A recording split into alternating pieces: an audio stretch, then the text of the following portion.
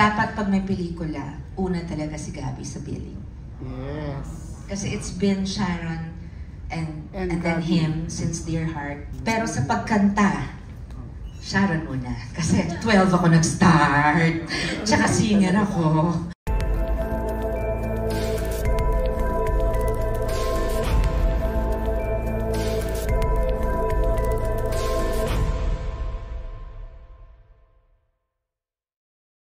Ano yung, of course, preparation at adjustment, hindi Martin Rivera, hindi ko naman sabihin na si Gabby ha, hindi naman Martin Rivera or Gabby or ano pala, or Gary or Regine ang ka-concert mo, di ba? Gabby Concepcion. Relax lang.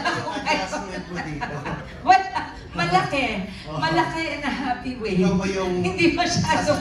Ikaw ba yung aalala if ever? Alam ko lang na magtatrabaho talaga ako. Na kakanta ako. Pero in terms of preparation, hindi ako nag-prepare ng vocal gymnastics. Ano lang, relax lang. Feel good lang, good vibes lang. Looking forward lang ako mapasaya yung audience. Yun lang talaga ang gusto ko, mapasaya talaga yung audience. Mapakilig, mapa-memories kayo, mapa-reminisce kayo. If everything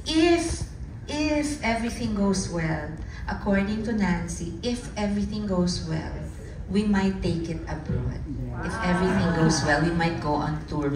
If it does not go well, I will go on tour.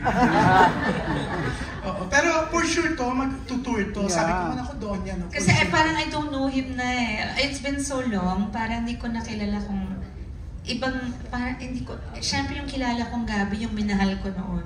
So hindi ko alam kung iba na siya. Kasi marami na siyang minahal. Ako, okay lang, ako rin naman. And by the way, ngayon ko nasasabihin to. Dapat pag may pelikula, una talaga si Gabby sa billing. Yes. Kasi it's been Sharon and then him since Dear Heart. And I feel na he's not happy with that. And rightly so. Pero sa pagkanta, Sharon muna. Kasi 12 ako nag-start. Tsaka singer ako. So, yun naman. Wala akong problema doon. Diyos ko, I know my place in the business. Everyone knows what I've worked for, where I've arrived at, where I am. There's nothing I have to prove, but I need to give that respect to Gabby. It makes me happy. It will make me happy. Pero sa concert, una ako ha. Kasi doon lang tayo sa totoo. Pero sa pelikula, pag gagawa man kami, dapat talaga mauna siya sa billing. I want to give him that respect that he has long deserved in all our movies.